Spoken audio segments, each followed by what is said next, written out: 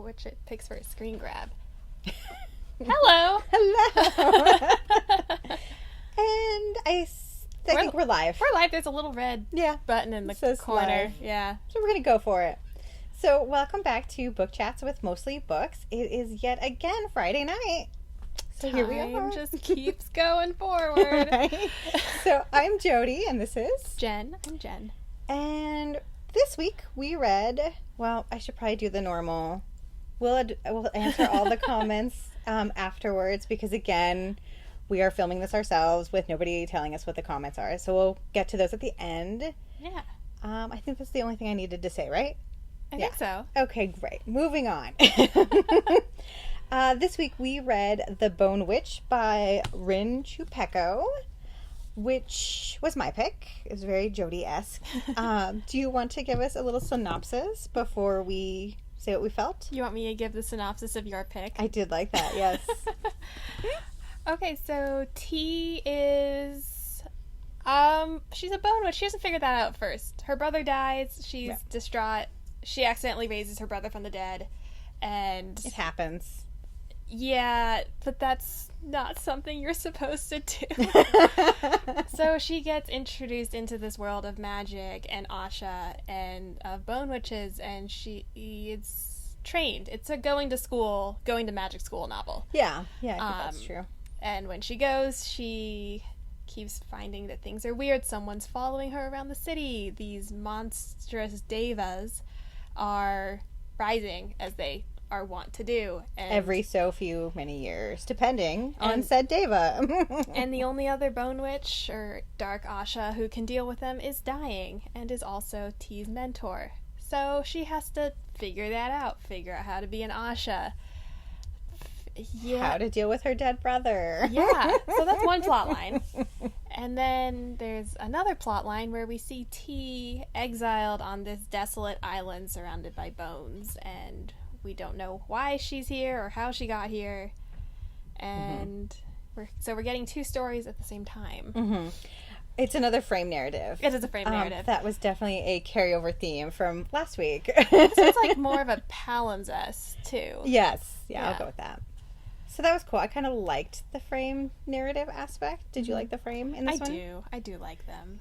I think it worked in this situation. And the other thing that I noticed that was really similar about this book as compared to last week's, the Empress of Fortune and Salt and Fortune.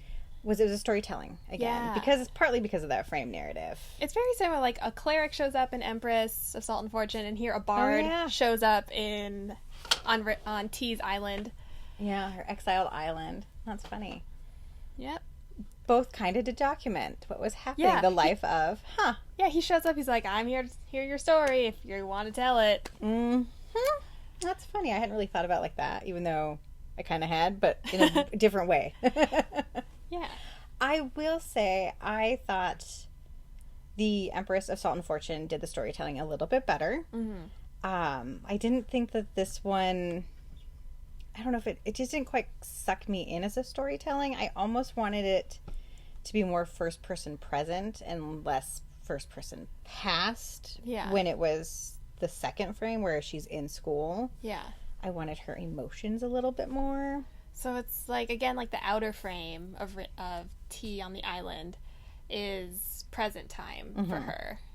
And then... But from the bard perspective and not hers. Yes, it's from the bard's perspective and not from hers. And then the inner frame is T's younger years. So it starts when she's about 12, and then goes up to her being almost 15. So it's nearly 3 years of time. Mm-hmm. But that still doesn't bring us to the present that is in the outer frame. When she's 17, yeah. Yeah. Mm-hmm. Otherwise, what'd you think of this one? I liked it. I had some mixed feelings. So because there's things I did really like, and then there's other moments where I was like, I didn't need that, or was just kind of about it. Yeah. Like the first 100 pages were a little slow. Mm-hmm. But they weren't bad. Like, there's still things going on. There's an interesting world. There's interesting magic. A corpse comes back from the dead. Yeah, that first sentence. Which isn't really... so good. Boring. But yeah, it took a little bit for me to get into this one. I agree. I kind of felt like that as well. I felt like the pacing maybe was just off. Like, there's a lot that happens, but at the same time, in many ways, I felt like nothing really happened. Yeah. She went to school. Okay. And we learned how to be an Asha. Okay. But I never really felt like I was learning those lessons. It was always just kind of glossed over, and then time kept going, and things kind of happened. Yeah, so there's like, it's hard to pinpoint like big events or beats in the plot. Like, there's the tea house incident, and then there's like her milestones when she is on her to becoming an Asha. Ashas are, I guess, like, this world's like magicians. Yeah, they're the ones that wield the magic, and so they Yeah. go to school, but their training reminded me very much of like a geisha training minus some of the other parts of the geisha life. Yeah, so they get like all the art training, all Yeah, dancing, the singing, culture. history. But then they're warriors as Yeah. well, which was really cool. If they're good at that, if that's one of their skills. If they aren't They good. do still get taught, Yeah. regardless, to some extent. They just may not become an elite warrior or bodyguard. I really liked the magic system in this. It's elemental, but they have to do runes as well, which was interesting. I still prefer my elementals just to be able to just do it because of them and not need the added rune to be drawn. But I'm just being nitpicky on that. I wanted the magic system like really started to make sense for me when we got the rune explanations. Oh, like Like- right off the bat, or what do you mean? Well, because at first I was like, it felt not vague, but like indeterminate of like, so are you this kind of Asha? Are you this kind of Asha? But does everyone do this? But T can't do this kind of magic, but she has runes, so is she the only one with runes because she I has get another that, kind of magic. But then later we get one of her teachers explaining like, okay, there's this many fire runes, this many water runes, this many elemental runes, and you get 3. Yeah, isn't that crazy? So she's kind of, in many respects, I thought the coolest Asha. I mean, it's kind of cool. You can do this dark arts and whatnot. You can raise dead. But they get 3 runes. They are the outcast of society. Yeah. But keep in mind, we really need you for our culture to exist because you're the only one that can put to sleep the devas that rise, depending on which one, every few years. So Yeah. we need you, but we don't like you. Yeah, that's a whole thing. That was a whole thing. What else do you want to talk about that isn't big? But I also think we should note that these devas are nothing like our devas from City of Brass. Oh, yeah. They're definitely not Jinn or any cool creature. Like, they're kind of like demons, I guess, would be a better way to maybe say. Like a monster demon creature that was created by this really evil guy, which then is now another magical faction, the Faceless. Yeah. But the False original, Prince. yes, thank you, that's what he was called, created the 8? Yeah. 8 devas? And then the great heroes slew 7 of them. But there's that one that got away. Yeah. But the Sloon ones come back to life, or come back to wreak havoc. Slade. Yeah. Sorry. I enjoyed Sloon. We're just gonna go with it. It's Friday. Slade devas come back to life, but they're Slade? not Oh my gosh, English. right. And we both studied it. That's sad. But anyway, they come back to life, kind of. They're still dead, but they have what's the stone called? Do you remember? A bozer? It's the thing in Yeah. Harry Potter. They're like, if you they take a stone taken from the stomach of a sheep. Yep. Oh my gosh, it totally is that. Yeah. And but then, the audio, like, they call them different things. It's like a bourgeois or something. yeah, I really hadn't even put that together until you just said that. So they have to get that out. The Bone Witch has to get the stone out, and so that they put the creature back to rest, basically, so it doesn't wreak havoc on society. And the stone we're not going to call it what it's actually called because we can't pronounce the word. It starts with a B. It does. But then it has like magical powers, and we see like present time T with all of yeah. them, and one of them, like, if you hold it, if you tell a lie, it like turns different color? Yeah. Because it needs to glow blue. If you're telling the truth, it glows blue. And then one of them can, like, cure ailments, and another one can kind of amplify your magical abilities, and one can tell you, like, ward off magic. Yeah. So they have different powers, so they're handy for that. Each deva was special in what they brought to the table, I guess. Especially monstrous. Yes. Right? So yeah, I thought the magical system was really cool. We didn't even talk about the hearts. Like their hearts are in their Heartstone? Heart's glass. Heart's glass. Yep. Which will also tell you if you're magical or not magical. If you have silver, you're magical. And if you have green, you're also magical. If you have purple, you're a little bit magical, but not magical enough to be, like, trained, especially. Yeah. So it was interesting because it really, in many ways, was like their actual heart was, like, instilled into this heart glass necklace. So you could, when you get married, you give it away. I mean, it was kind of cute.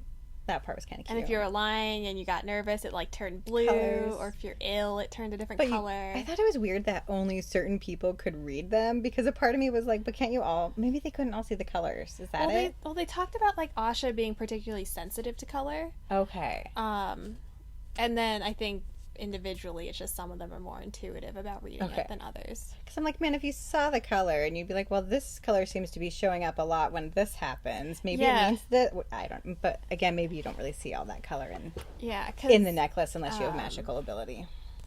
Alfie is, like, with T in a infirmary or a hospital, and she's telling her, like, one of our gifts that people overlook is that Asha can, like, distinguish between colors really well. So she's like, what color is this? And T's like, it's green. And she's like, it's some very specific shade of green. Very specific that started with an O. Man, I should really retain some of this better. I'm just not good come Friday, evidently. A lot happened, and there's a lot of detail. There's a lot of detail in this. I loved the descriptions of the garments they all wore. The huas, yeah. They're so good. They were amazing, and I love that each one was specific for each Asha.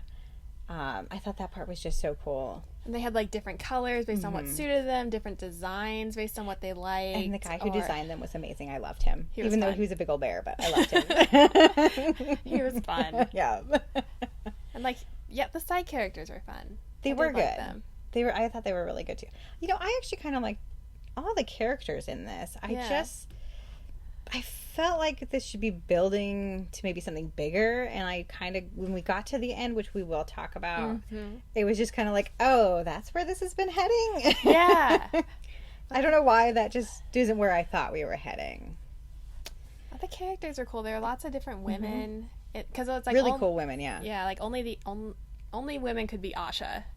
And only men could be Heart Forgers or Death Seekers. Yeah, which were also magical, but different. They were very particular about their genders. They were. And their jobs. Yeah. That part was a little annoying, but I feel like in book 2 that's going to get shaken up a little bit. I feel like a lot's going to get shaken up in book 2 based on where book 1 ends. Yeah. Yeah, book 1. Okay, well, we'll come to that. I liked the brother. Okay, so the first sentence is, let me be clear, I never intended to raise my brother from his grave. So he dies, and she accidentally, as a child, has no idea she's a bone witch, raises him. Yeah, he's killed by a deva. And now he's her familiar. Which was interesting, and I hoped that they were close. It was a good thing they were already close, and I'm sure if they were not close, she probably wouldn't have been able to raise him. That'd be a whole different thing. But now their minds are sort of meshed in the sense that they can feel each other's thoughts and know what's happening. It's not like direct telepathy, because it's only like if they focus on each other they can hear thoughts and see. Or if someone's distressed. Yeah. But I thought that was cool. I mean, they could always kind of like seek out and know, okay, they're right here right now. I liked that. Yeah, it was really sweet. I thought it was super sweet. Yeah, it was a really nice sibling thing. It was a nice sibling thing that, like, also she's 12 and, like, small, and she doesn't have to go on this journey alone. Yeah, because that would have been scary. Yeah. But I thought it was also interesting that he's dead, but totally up, walking around, interacting with joins people. The army again. Another army again. I mean, it was just very interesting how he just resumed his his life before and he doesn't death. have a shadow. That was the only thing. He didn't have a shadow. And no one noticed. Yeah. And he's supposed to be like a little more gray in tone, but no one seems to notice that either. So I thought that relationship was interesting. And by the end, I want to know now a little bit more what happened there. Because they're very close. Yeah, because it kind of drops a bomb on us on the ending. Are we just going to talk about the ending now? Well, is there anything else we should talk about before we get there? Did you like the writing? I thought the writing was good. I did like the writing. There's some really good lines. Like, the first line's really good, and then there's like, other good lines through it, and the description's really good. The descriptions are really good. Yeah, and I just really like this world. It's very expansive, and we meet, like, there's nobles and people from different kingdoms and different regions of the world who have different customs that T has to learn. Yep. So it's very fleshed out in that way. So there's a lot of room to grow with this world. I think that is absolutely true. And it's going to be it's already complex. I think it's just going to continue. I say a lot of room to grow as if all the books aren't already out yet. Right. I'm sure she grew into that room. All right. Let's just jump to the end. Spoilers. Spoilers. Yeah. Major spoilers from here. What did you think of the end? What? Just... Yeah. Where did that come from? Yeah, but also I didn't feel like we were gearing up for the end. I was 30 pages from the end, and I still felt we were on, like, another field trip for school. It didn't feel you didn't feel like you were, like, out actually... I didn't feel like we were in the end game of the plot. And then, on top of that, okay, so you're out, and we're finding the last Deva, and we're going to take care of that last one. Well, and it's one that's just been, like, kind of tormenting the region, and it's the next to, like, rise and needs to be put down. And now suddenly the Faceless that has been kind of lurking in the background is suddenly in the forefront, and it was just felt very, oh my gosh, I don't even know why this is here all of a sudden. I felt like it was going to just build differently to be getting to the Faceless battle, like you're saying, I think. Yeah, like, the Faceless, they, like, you said they're in the background, or we hear them like, oh, they're dissenters, they have their compounds, but they're not really doing anything. They're not doing anything. They're just this, like, nebulous bad force behind lurking things. Yeah. But they don't really give our main character that much trouble, usually. Or it didn't even really feel like it was giving that any kingdoms that much trouble. It felt like they knew something was being, like, conspired, they knew that they were building an army, basically, I guess. But they also say, like, oh, the three Faceless, like, leaders don't like each other, so they're not that much of a threat. So it's no big individually. deal. Yeah. And then we meet one of them, basically. And it was one of the maids at her house, which was crazy. Like, I totally did not see that coming. Because it takes, like, they go in, they're, like, T figures out who the Faceless, like, puppet master is, because when she's in the Deva's mind, she can feel someone else, like, rooting around, controlling the Deva. And, like, she's like, oh, I know who it is. And then then they go back to the house, a few things happen, they're like, okay, we have to do this tonight. Yeah. Right now. Right now, because people are coming.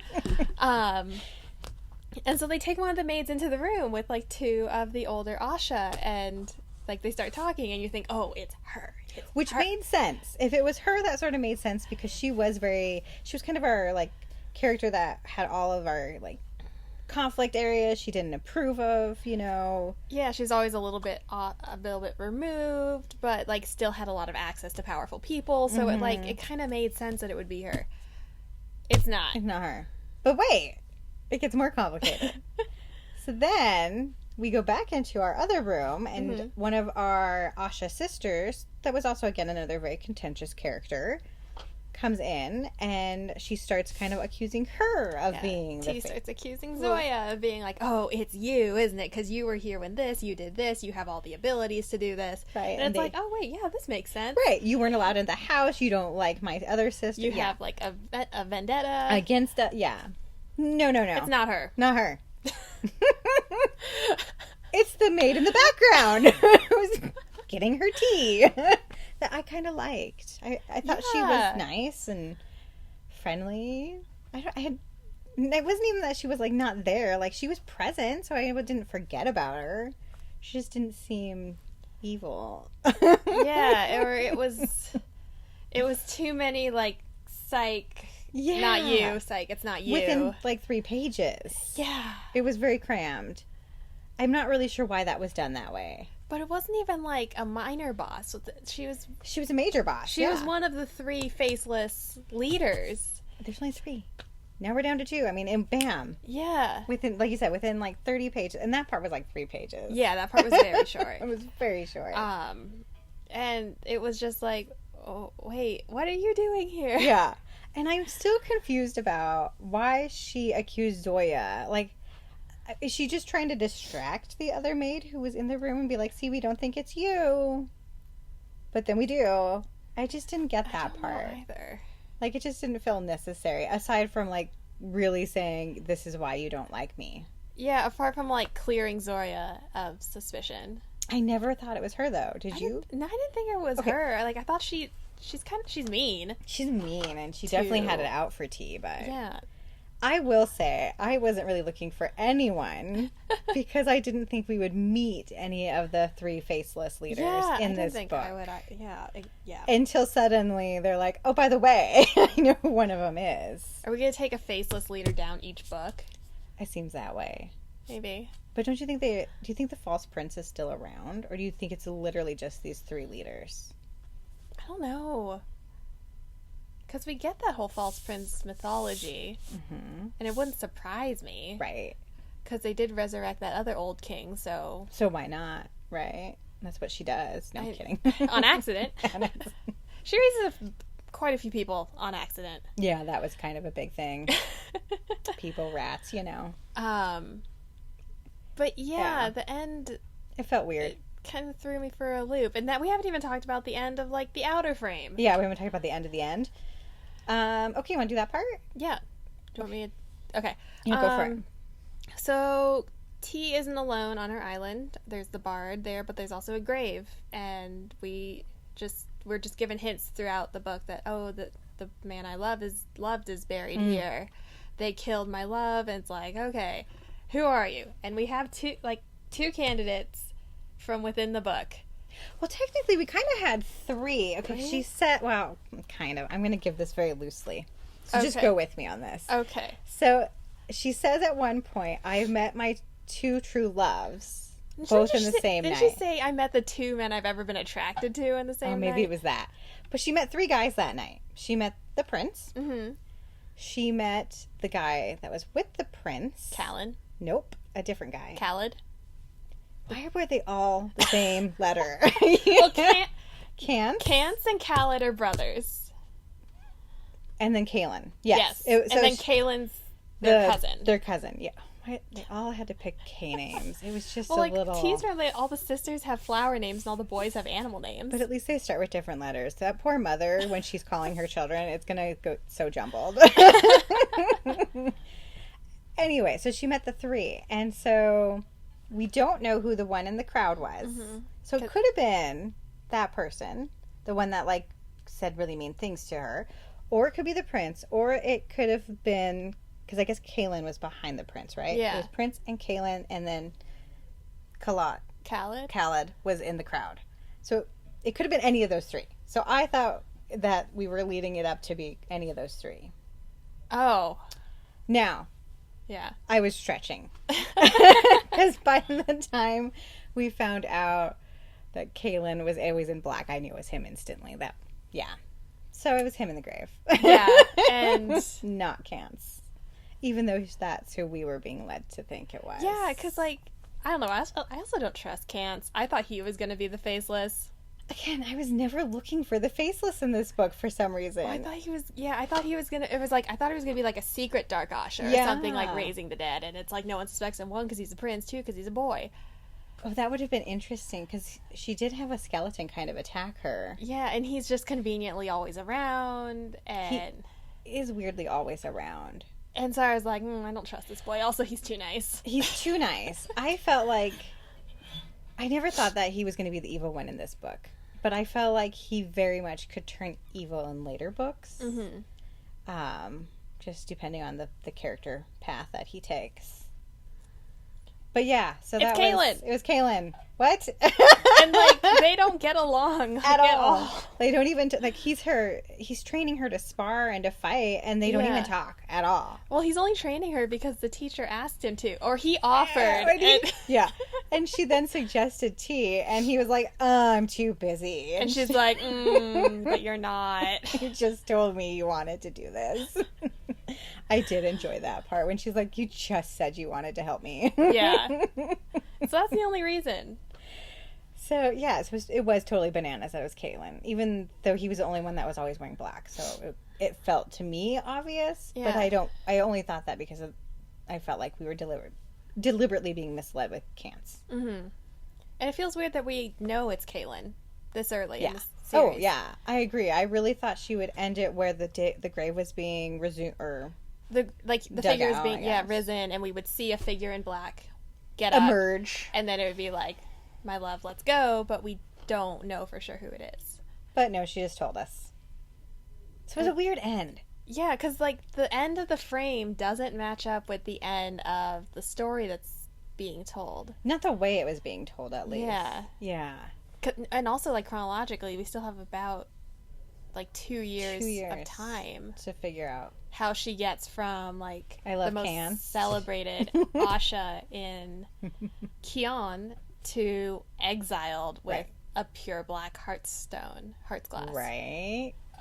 Okay, though, can we talk about her badassness now at 17? Because she's raising an army of daveas.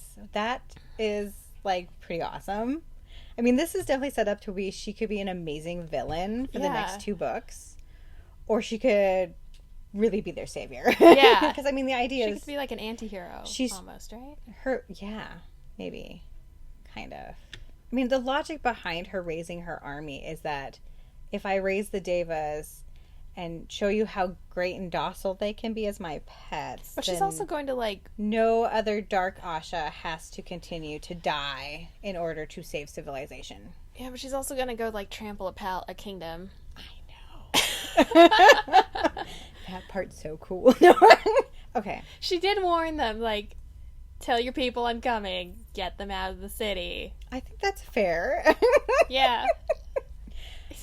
I'm going to say I'm rooting her to be a villain. Yeah. I like a good villain story. And because it'd be so unusual.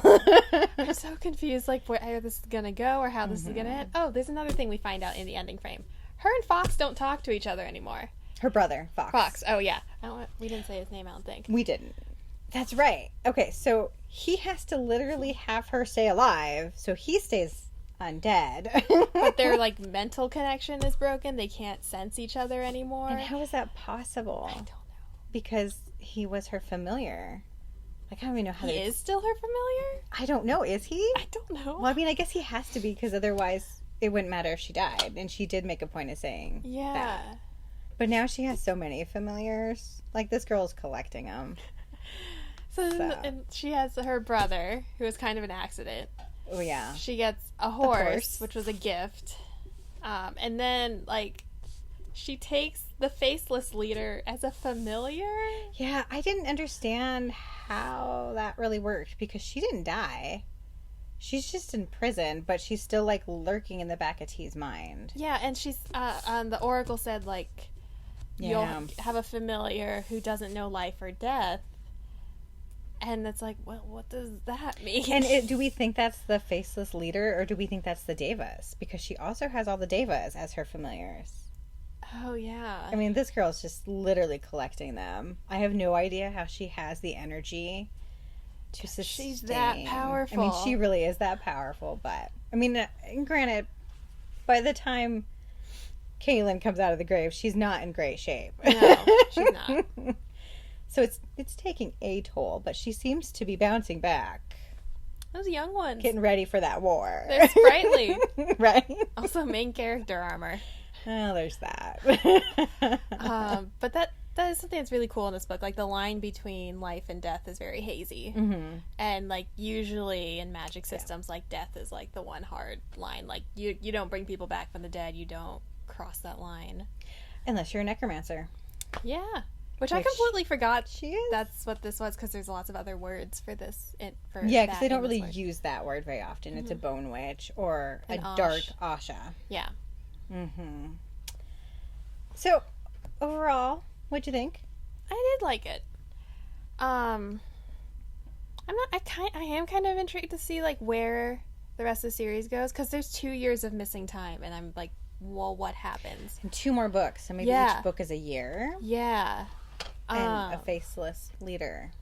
Maybe. Yeah. So I am intrigued.